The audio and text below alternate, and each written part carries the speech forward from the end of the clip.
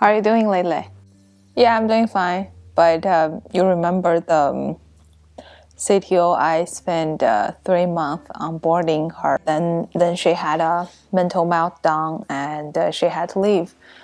So that's rough. You are just too weak. That is part of the deal of owning your own business. I wasted 2 weeks of my life. He signed up this, he reached out to me, and then he didn't care about this project at all. And I just couldn't communicate it with him. He was not trying to understand. He was not paying attention to me as a person at all. I don't trust him. Why is this happening? Hello everyone, today I want to share with you the lessons I learned from breaking up with my co-founder. So about almost a month ago, I lost my job as a machine learning engineer at Amazon, which is funny because that's right during I was producing my last video about why I'm leaving software engineer career. Anyway, so I was super excited the day I got laid off, and I jumped on the other ideas I had to work on. One day, someone reached out to me from Y Combinator Co-founder Match. It's a platform where you can meet other people who are interested in the same problem space or just meet new entrepreneurs. He reached out to me. At the time, I wasn't looking for a co-founder because I didn't have the clarity of what I'm doing here. I had a big idea, but I don't think I have enough confidence to bring another person onto this. But on the other side, the idea of having a co-founder is highly suggested by many accelerator like Y Combinator or Antler, and even required by Antler. So I think it's probably a good opportunity to have a co-founder on this journey. And to me, what's rare about this person is he's Chinese. We both grow up in the cities right next to each other. He shares the view of the problem I'm seeing. We both had the experience of hiring or looking for a speech therapist or speech trainer. Fix their accents. I'm gonna do it, and I hired someone, and I worked for months and spend a lot of money because it's very expensive. The hour, they charge you by the hour. And we're also both interested in filmmaking. So together we think, we share enough common ground and we both passionate about this problem space. Just to be clear, the problem I was working on was the communication efficiency for non-native speakers, but there can be many angles to this problem. It could focus on the accent, the vocabulary, the are you able to present yourself in professional setting? Can you network smoothly in entrepreneur setting? Are you more interested in creative expression like improv or comedian stand-up? Because from my experience, the language, the communication is not just about efficiency. It's not just about career development, which the current solutions are targeting. For me, it's more about self-expression. It's more about can you connect with with other people? Can you make sense out of this nonsense environment through better communication? So I have a passion, but I didn't have a business. Before I met him, I already spent a lot of time interviewing people, prototyping the idea, do market research, or hiring people for assistance during this process. Each of these activities is taking a lot more time than I expected, and the feedback are generally not encouraging. For example, I was interviewing a YouTuber friend who is also a non-native speaker. So I asked if she wants to improve her vocabulary and accent, and she said she doesn't. And the reason, which is very understandable, is because she thinks the accent she has is part of her personal branding, and she doesn't want to lose that. She said in Spanish was, if I ever try to change my accent. And for her vocabulary, she actually preferred to stick to the simple or even not very intelligent words, because that way the other side of the conversation can jump in and rephrase what she said to make this conversation more engaging, which blew my mind, but also, that totally makes sense. I can relate to that. And many other things, I didn't know how to recruit people for customer interview or how to interview people in a way that's not biased. So things like that has been going on every single day. So I felt stuck here and there. But in general, I was very excited because at least now I knew why bootstrapping a business is hard. So basically, after the first day we met, we basically didn't stop meeting with each other. We spent hours and hours discussing ideas, and I wanted to know everything about him, how he thinks, what he believes, how he envisioned like this whole thing gonna happen, and I want him to know everything about me. So it's a honeymoon. I remember on the last day of that week, we were looking at the calendar to schedule the next meeting, and we both were puzzled why our previous meeting didn't show on the calendar, because in our mind, like, we have been working together for weeks, while in reality we have only worked together for 1 week. However, on the same day, I realized that I get more and more irritated by him asking me a question, or the way he talks, or just how much time he spends on this project every day compared to how much time I spend on it. So we have this weekly reflective meeting where we are supposed to share feedback with each other. And so I asked him, can you speak faster? Or just in general, can you talk faster? And the feedback I got was, can I be more empathetic along that line? And that didn't go well with me, because back then I didn't realize what I was doing wrong. So later I realized, in general, I'm a super impatient person. So if I have an idea this morning, I need to see something out by the end of this day, or at least 24 hours. I need to see a website out. I need to see a domain bought. I need to see an article or a wireframe out. Like, something need to be out there.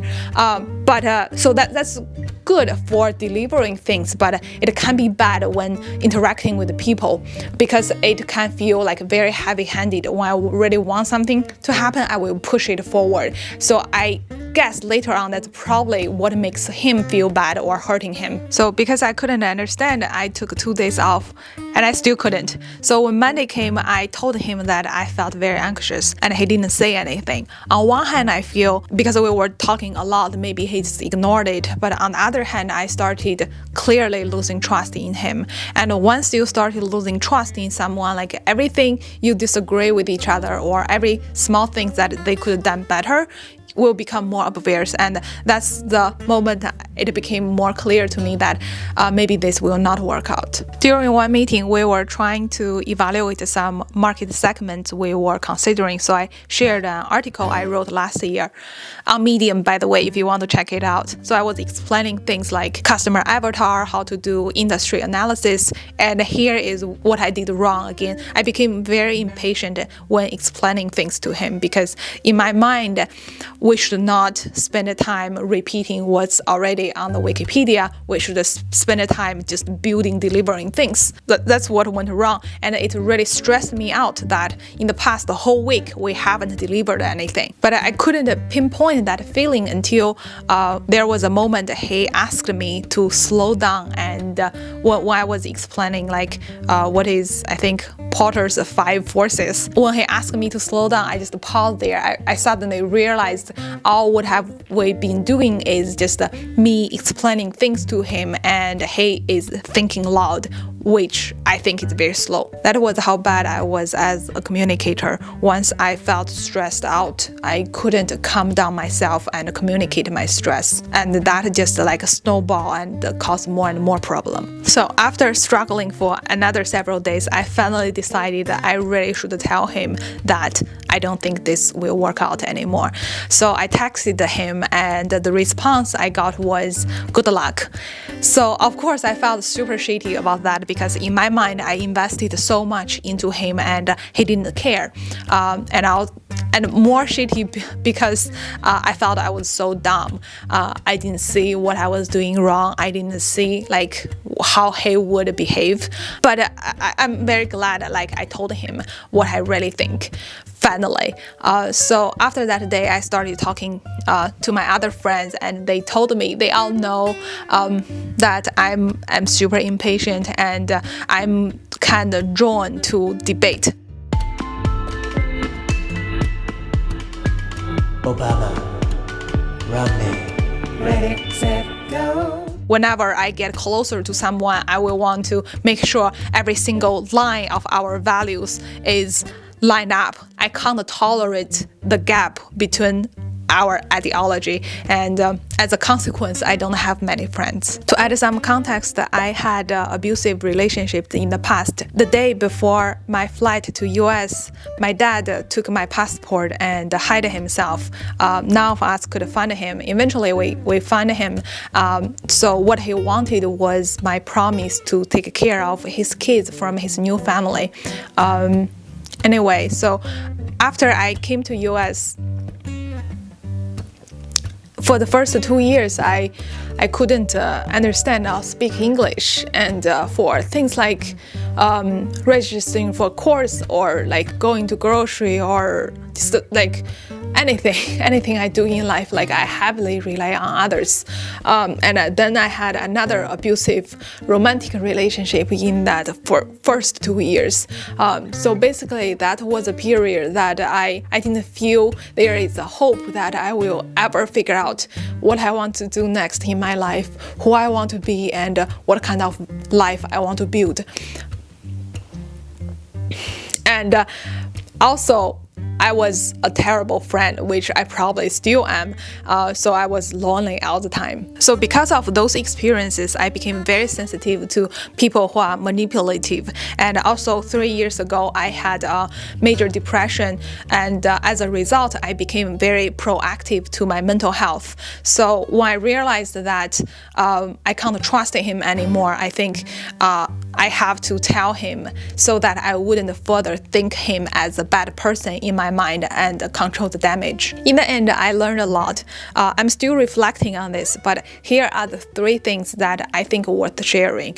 The first one is excitement and genuinity can be interpreted as needy or lack of self-regulation. This one is totally my fault.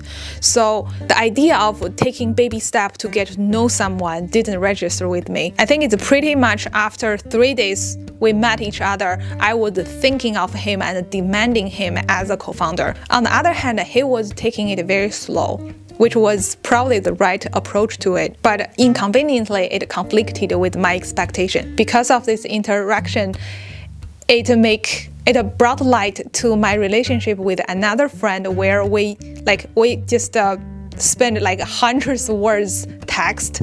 He will share like random, his business is still not open to the public, so I can't share much, but he will do experiment, he will like have problem at work and share with me, and I just felt like that's a normal thing to do as like an entrepreneur or as a people who are like working very hard on their business. So I just didn't get to expose to more different communication style. The second one is investment in my daily routine and relationship is more important than the progress or the deliverable. I don't know how this translates into this quote exactly, but when Charlie Munger said this, it is remarkable how much long-term advantage we have gotten by trying to be consistently not stupid instead of trying to be very intelligent.